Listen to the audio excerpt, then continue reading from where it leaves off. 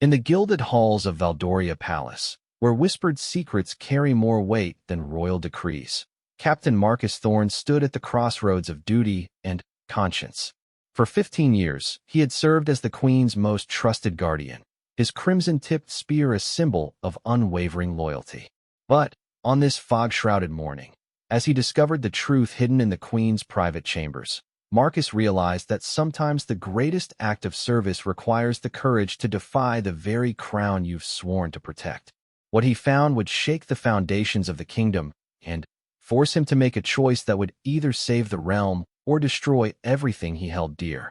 The golden age of Valdoria was about to end, and it would be a loyal guard spear that would determine whether the kingdom rose to glory or fell into darkness. The morning mist clung to the castle walls like ghostly fingers, and Captain Marcus Thorne felt an unusual chill as he made his rounds through the palace corridors.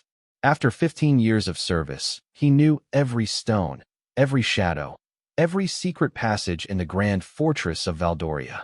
His ceremonial spear, topped with its distinctive crimson point, caught the early light streaming through the stained glass windows as he walked with practiced silence.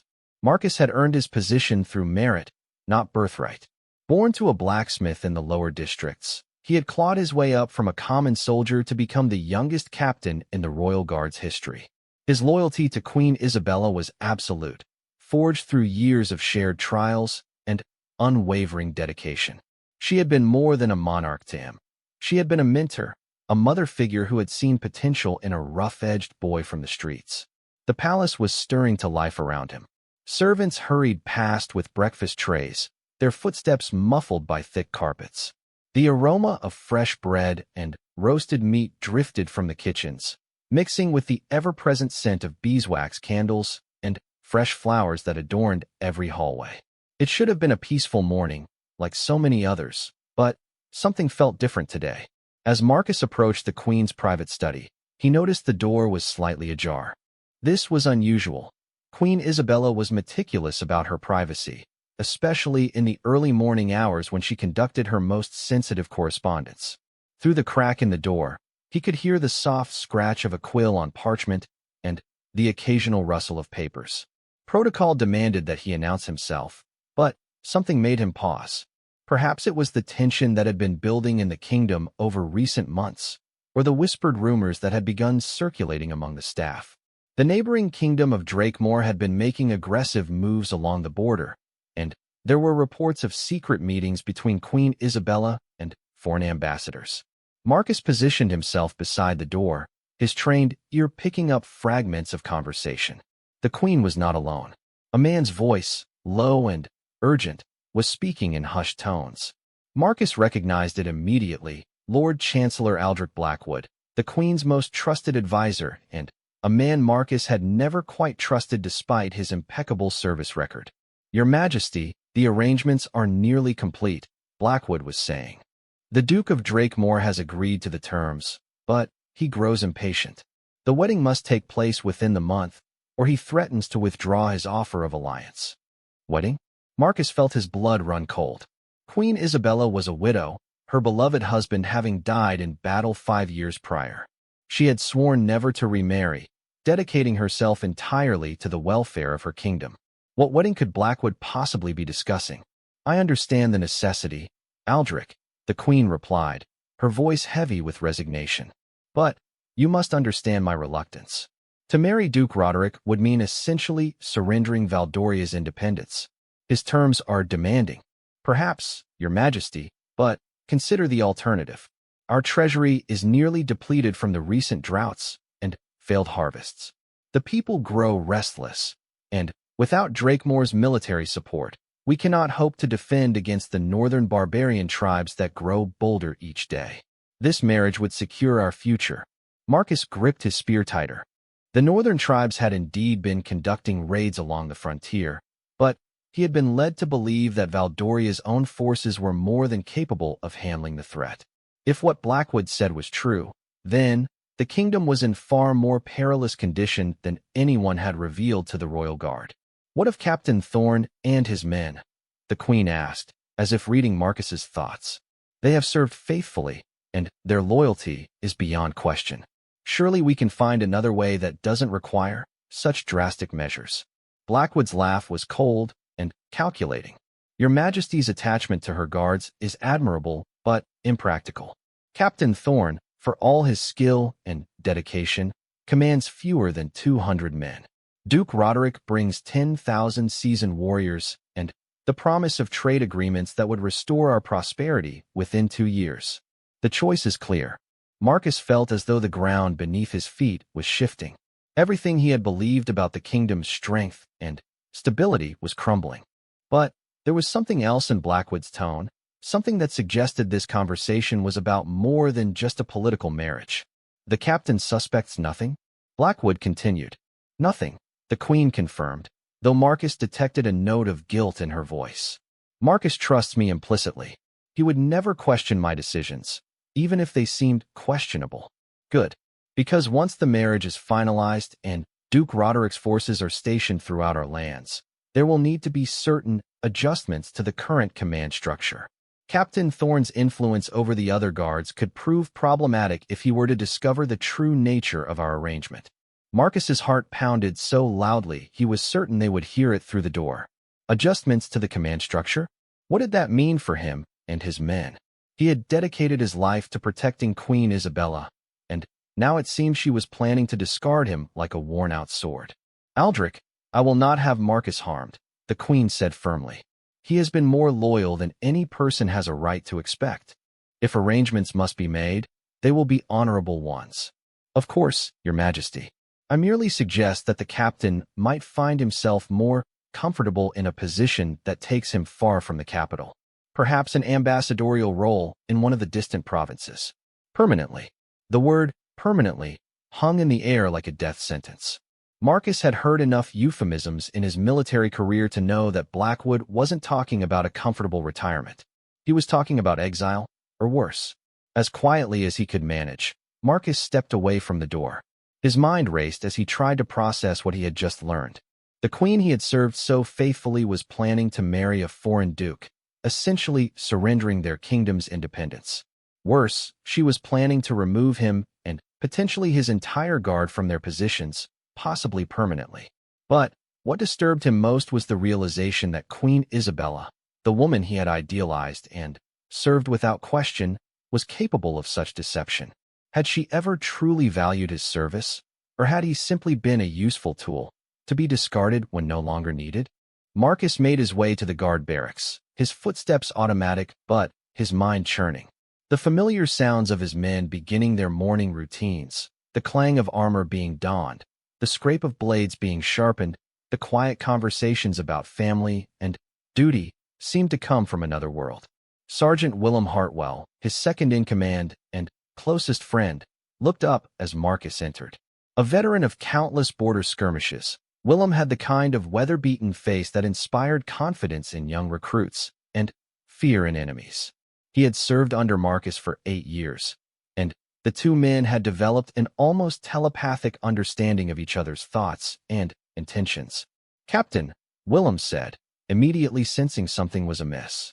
"You look like you've seen a ghost."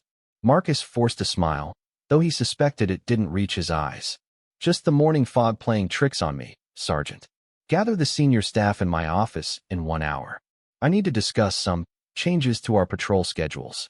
Willem's experienced gaze studied Marcus for a moment longer, but he simply nodded and turned to carry out the order. Marcus appreciated that about Willem. The man knew when to ask questions and when to simply trust his captain's judgment. As Marcus sat in his small but comfortable office, surrounded by commendations, battle maps, and personal mementos from his years of service, he tried to make sense of his situation. Everything he had believed about his life, his purpose, and his queen had been called into question in the span of a single overheard conversation.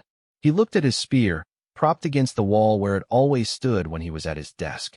The crimson tip gleamed in the morning light, a symbol of his oath to protect the crown with his life, if necessary. But what did that oath mean if the crown itself was willing to betray everything he had sworn to protect?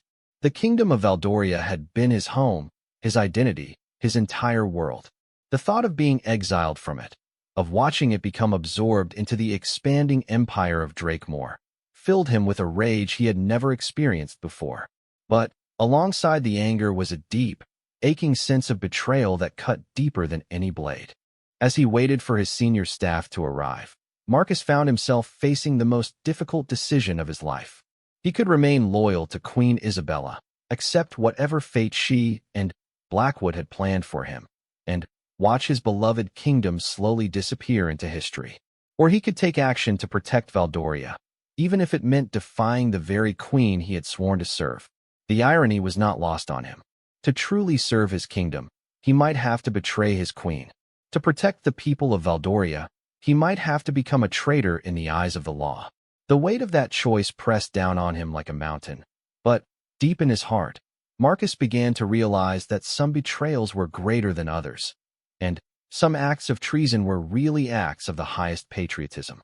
The Crimson Spear would soon be tested not just in battle against foreign enemies, but in the far more complex and dangerous war between duty and conscience, between personal loyalty and the greater good.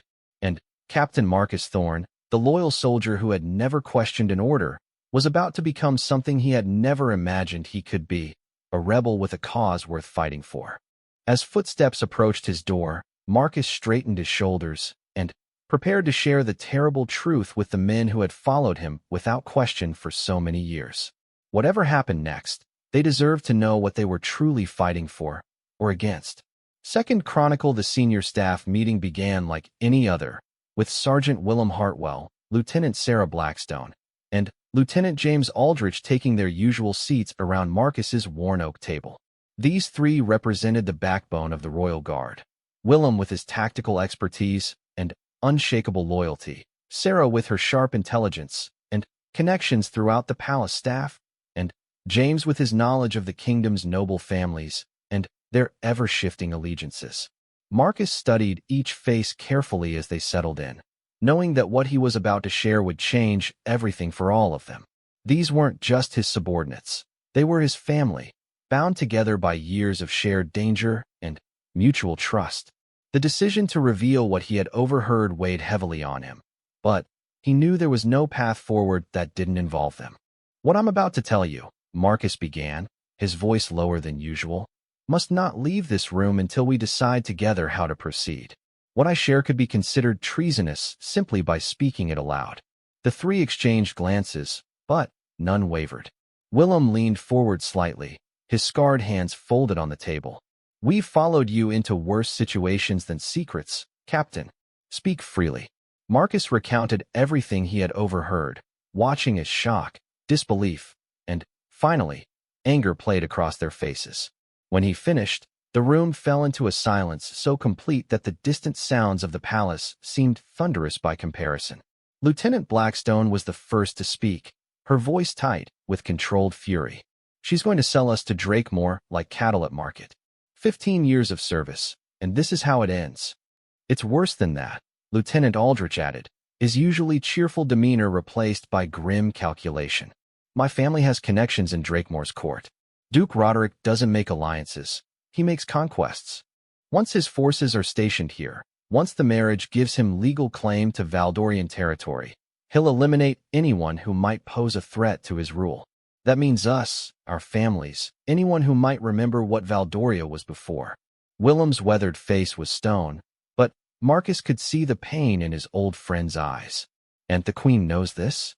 "I believe she suspects it," Marcus replied carefully. "But I think she's convinced herself that sacrificing our independence is worth preserving our people's lives. She may even believe that Blackwood's plan will somehow work out for the best. Or," Sarah said darkly, "she's been planning this longer than we know. Think about it. The reports of treasury problems, the exaggerated threats from the northern tribes, even the timing of these negotiations. How do we know any of it is real?" The suggestion hung in the air like poison gas. The idea that Queen Isabella might be actively working against her own kingdom was almost too painful to contemplate. But Marcus had to admit that Sarah's suspicions weren't entirely unfounded. "There's something else," Marcus continued, dreading what he had to say next. "I've been thinking about recent events, trying to see them in this new light. The patrol schedules that have kept us away from the border areas where these supposed negotiations are taking place. The diplomatic pouches that bypass normal security protocols. The foreign visitors who are housed in the old tower, away from the main palace where we might encounter them. You think we've been deliberately kept in the dark, Willem stated rather than asked. I think we've been managed, Marcus replied. Fed information designed to keep us loyal and compliant while the real decisions were being made without us. James ran his hands through his hair, a gesture Marcus recognized as his way of processing difficult information. So what are our options? We can't simply confront the Queen. That would be treason, and it would accomplish nothing except getting us arrested. We can't flee the kingdom. Our families are here. Our lives are here. And we certainly can't stand by and watch Valdoria be handed over to a foreign power. There is another option, Sarah said quietly, and something in her tone made them all look at her more carefully. We could expose the plot publicly, force the Queen to abandon it before it's too late. How? Willem asked. Who would believe us?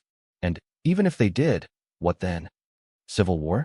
The kingdom tears itself apart while Drakemore moves in to pick up the pieces? Marcus had been wrestling with the same questions all morning. Every path he could see led to disaster of one kind or another. But, as he looked at his loyal officers, he realized that perhaps the answer lay not in avoiding disaster, but in choosing which disaster they could best control. What if we had proof, he asked slowly. Not just our word against the Queen's, but documents, correspondence, evidence that couldn't be dismissed or explained away. Sarah's eyes lit up with understanding. The diplomatic pouches, the ones that bypass security, they'd have to contain the real terms of the agreement, the actual plans for what happens after the marriage. Getting access to those pouches would require.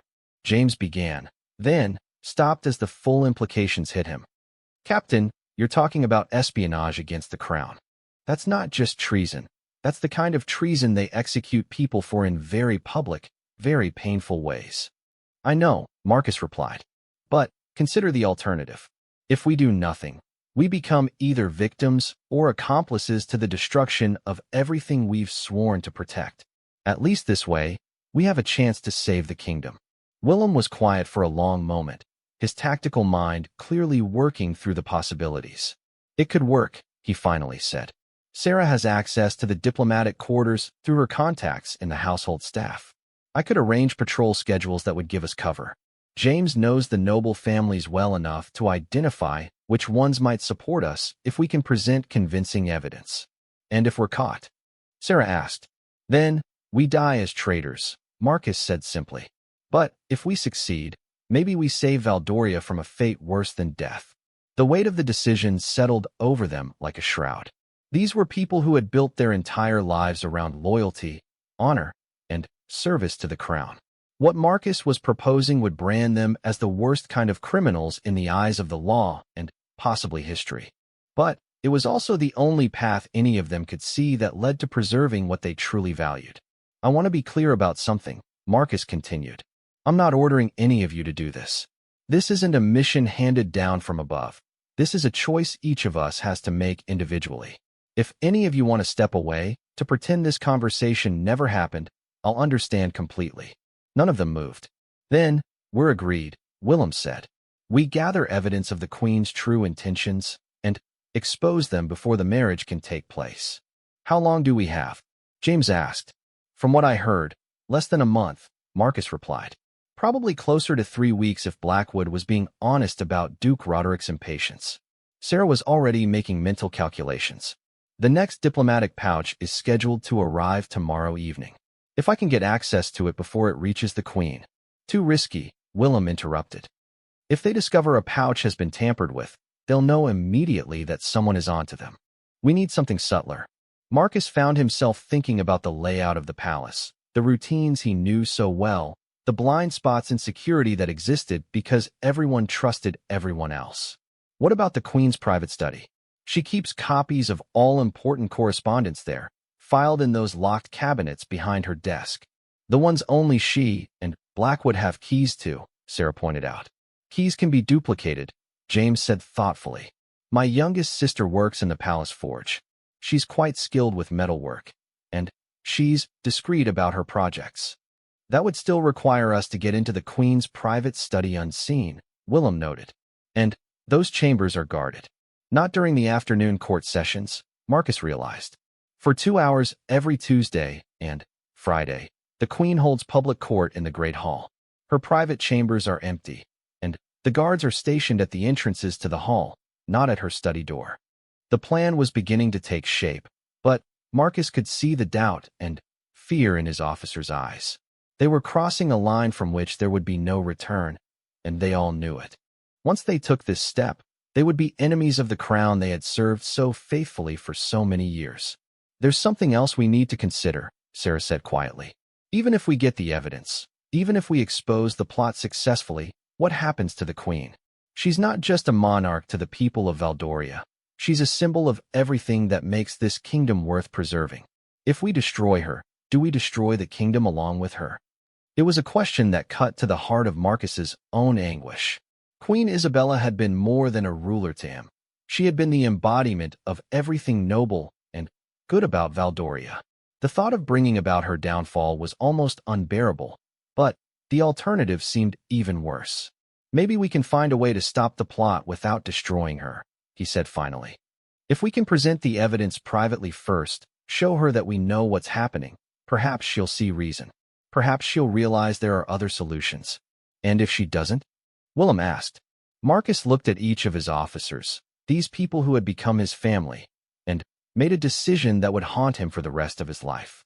"Then, we do whatever is necessary to save the kingdom, even if it means sacrificing the Queen." The words hung in the air like a death sentence. In that moment, Captain Marcus Thorne ceased to be simply a loyal soldier following orders. He became something far more dangerous and far more necessary. A man willing to choose between competing loyalties and accept the consequences of that choice. As the meeting broke up and his officers left to begin their dangerous preparations, Marcus remained alone in his office, staring at the crimson spear that had been his symbol for so many years. Tomorrow, he would begin a course of action that would either save his kingdom or damn his soul. Possibly both.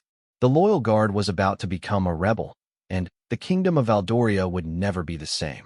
Third Chronicle. The next 3 days passed in a blur of careful preparation and mounting tension. Marcus found himself analyzing every conversation, every glance from palace staff, every routine interaction with Queen Isabella, searching for signs that their plan had been discovered or that circumstances were changing faster than they had anticipated. James had succeeded in getting his sister to create duplicate keys, though the process had taken longer than expected and required him to make excuses for his unusual interest in the palace's lock mechanisms.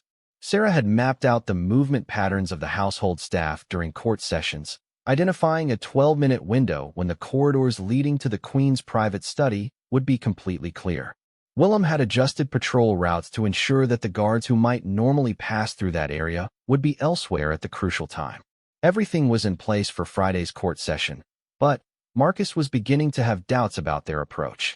The more he thought about it, the more he realized that simply gathering evidence might not be enough. Even if they could prove that Queen Isabella was negotiating to surrender the kingdom, what then? The people of Valdoria trusted their queen implicitly. Many would refuse to believe the evidence, or worse, would blame Marcus and his guards for fabricating it. On Thursday morning, as Marcus conducted his usual rounds, he encountered an unexpected obstacle. Lord Chancellor Blackwood intercepted him in the corridor outside the Queen's private chambers, his thin face wearing an expression of polite concern. "Captain Thorne," Blackwood said smoothly, "I was hoping to have a word with you. Perhaps we could speak privately?" Marcus felt his heart rate increase, but he kept his expression neutral. "Of course, Lord Chancellor. How may I serve you?" Blackwood led him to a small antechamber that served as a waiting area for those seeking audience with the Queen. The room was richly appointed but intimate, with tall windows overlooking the palace gardens and expensive tapestries depicting the glorious history of Valdoria. "I wanted to discuss the future of the Royal Guard," Blackwood began, settling into one of the upholstered chairs and gesturing for Marcus to do the same. "As you know, the kingdom faces challenging times, and Her Majesty has been forced to consider various adaptations to our traditional ways of operating." The word adaptations sent a chill down Marcus's spine. This was exactly what he had feared.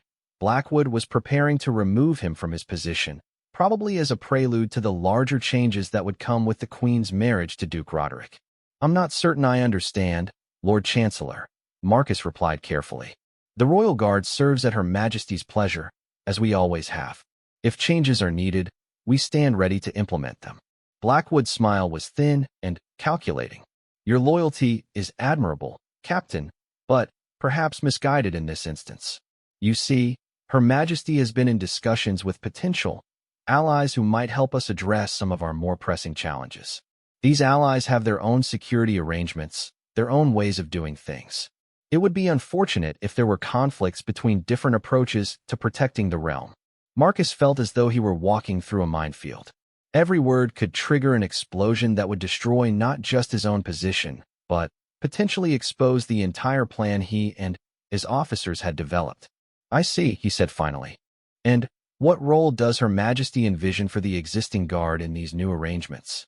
"That remains to be determined," Blackwood replied. "Much depends on how flexible our current leadership proves to be. Some changes are inevitable, Captain.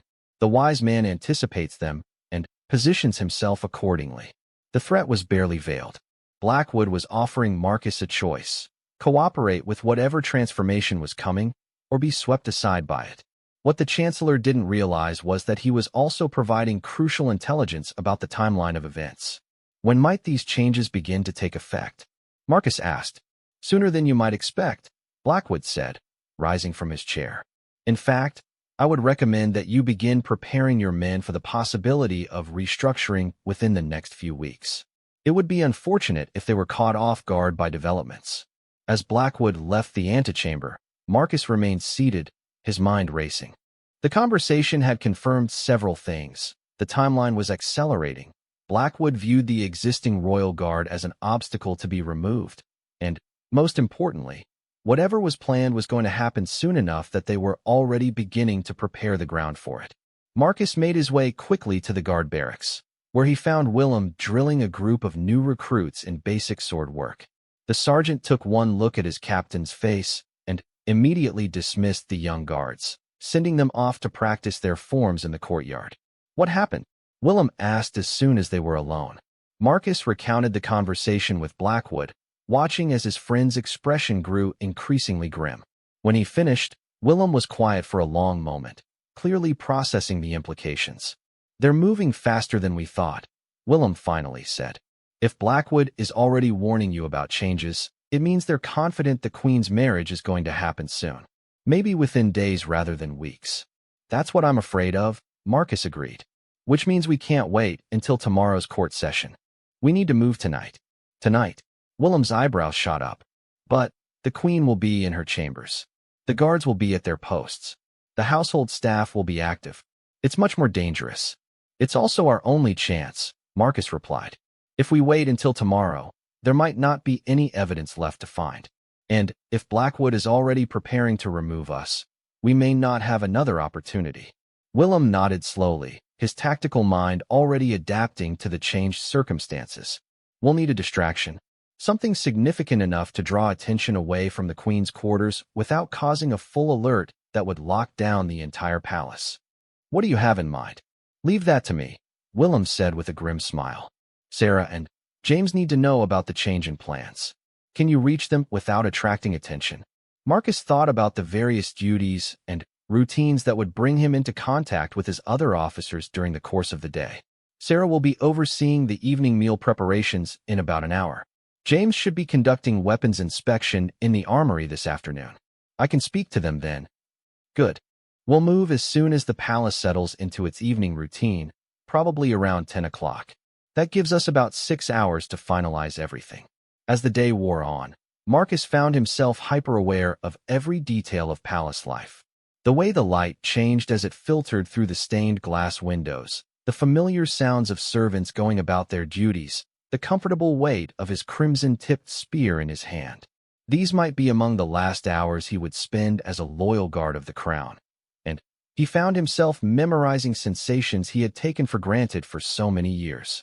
His conversation with Sarah went smoothly. She was alarmed by the accelerated timeline, but confident she could adapt her plans accordingly. James, however, presented an unexpected problem. "My sister won't have the duplicate keys ready until tomorrow morning," he said quietly as they stood among the racks of weapons in the armory. "The metalwork is more complex than she anticipated, and she doesn't want to risk creating keys that won't work when we need them." Marcus felt a moment of panic. Without the duplicate keys, they would have to find another way to access the Queen's private files, and he couldn't think of any alternatives that wouldn't leave obvious evidence of their break-in. "Wait," James continued, seeing the distress on his captain's face. "There might be another option. The Queen keeps a spare set of keys to all her private locks in her personal jewelry box. It's an old habit from her childhood, when she was always losing important items. If we could access her private chambers, that's even more dangerous than breaking into her study," Marcus pointed out. "Her chambers are guarded, and she's usually there during the evening hours." "Not tonight," James said with growing excitement. "I overheard Lord Chancellor Blackwood arranging a special dinner in the Great Hall for several visiting dignitaries. The Queen will be expected to attend, and protocol demands that she remain for the entire evening, probably until well past midnight." It was risky, but it was also their best chance. Marcus made the decision that would set everything in motion. "Tell Willem we're going with the new plan. We'll need his distraction to be more significant than we originally discussed, something that will keep attention focused on the opposite end of the palace from the Queen's chambers." As the evening approached, Marcus found himself consumed with doubt. He was about to cross a line that could never be uncrossed, to betray the trust of a woman who had been like a mother to him, to potentially destroy the very institution he had devoted his life to protecting. But every time he wavered, he thought about what would happen to Valdoria under Duke Roderick's rule, about the fate that awaited his men and their families, about the children who would grow up as subjects of a foreign power because he had been too loyal to the crown to save the kingdom. At 9:30, as the palace began its transition from the bustle of day to the quieter rhythms of night, Marcus made his final preparations. He left his ceremonial spear in his office. Where he was going tonight, the weapon would only be a liability. Instead, he armed himself with a simple dagger and a set of lockpicks that Willem had procured from sources Marcus preferred not to think about. The time had come to discover the truth, whatever the cost. Captain Marcus Thorne, loyal servant of the crown, was about to become something else entirely. The only question remaining was whether history would remember him as a traitor or as the man who saved Valdoria from a fate worse than death. Fourth Chronicle at precisely 10 o'clock, Willem's distraction began with a carefully orchestrated accident in the palace stables. A lantern mysteriously fell, igniting a pile of hay that had been strategically placed to create maximum smoke and alarm with minimal actual danger. The fire was large enough to require immediate attention from the palace guards, but controlled enough that it could be extinguished quickly once its purpose had been served. Marcus watched from a corridor window as guards rushed toward the billowing smoke, their shouts echoing across the courtyard. In the great hall, he could see the warm glow of the formal dinner continuing undisturbed, Queen Isabella visible at the head table, graciously entertaining her guests while unaware of the drama her guards were enacting in her private chambers. Sarah appeared at Marcus's elbow like a shadow, her dark clothing making her nearly invisible in the dimly lit hallway. "The corridor is clear," she whispered. "But we don't have long before someone notices that the Queen's usual guards aren't at their posts." They moved swiftly through the palace's familiar passages, their soft-soled boots making no sound on the stone floors. Marcus had walked these halls thousands of times, but tonight everything felt different. The shadows seemed deeper, the silence more ominous, and every familiar sight took on the quality of a final farewell. The Queen's private chambers occupied an entire wing of the palace, a series of interconnected rooms that served as her personal sanctuary away from the demands of court life. Marcus had been inside these rooms many times over the years, accompanying Isabella during security briefings or standing guard while she received sensitive visitors. But he had never entered them uninvited, and certainly never with the intent to steal from the woman he had sworn to protect. The main door was locked, but James had prepared for this contingency as well. His sister had crafted not just duplicate keys for the filing cabinets, but also a master key that would open most of the standard locks used throughout the palace. It was a dangerous tool to possess. If it were ever discovered, it would be clear evidence of treasonous intent. The lock clicked open with barely a whisper, and Marcus found himself inside Queen Isabella's private sitting room. The space was elegant but comfortable, furnished with items that reflected her personal tastes rather than royal protocol. Books were scattered on side tables, a half-finished piece of embroidery lay on the arm of a chair, and fresh flowers filled the room with a gentle fragrance that Marcus associated with the Queen's presence. For a moment, he was overwhelmed by the intimacy of the space and the magnitude of what he was doing. This wasn't just espionage against the crown. It was a violation of someone who had trusted him implicitly for 15 years. But he forced himself to remember the overheard conversation, the planned exile of his men, the fate that awaited Valdoria under Duke Roderick's rule. Sarah touched his arm, bringing him back to the present. "The bedroom is through there," she whispered, pointing to an ornately carved door on the far side of the sitting room. The jewelry box should be on her dressing table. The bedroom was even more personal than the sitting room, and Marcus felt like an intruder in the most fundamental sense. The great four-poster bed dominated the space, its hangings embroidered with the royal arms of Valdoria. Personal items were arranged on various surfaces, a silver brush and mirror set that had belonged to Isabella's mother, miniature portraits of deceased family members, and volumes of poetry that showed signs of frequent reading. The jewelry box sat on the dressing table as James had predicted, an intricately crafted piece of rosewood that had been a wedding gift from her late husband. Marcus's hands trembled slightly as he lifted the lid, revealing not just the expected collection of rings, necklaces, and bracelets, but also several small compartments containing more practical items. In the third compartment he checked, Marcus found what they were looking for, a small leather pouch containing duplicate keys to virtually every lock in the Queen's private chambers and study. He selected the ones they would need and was about to close the box when something caught his eye. Tucked beneath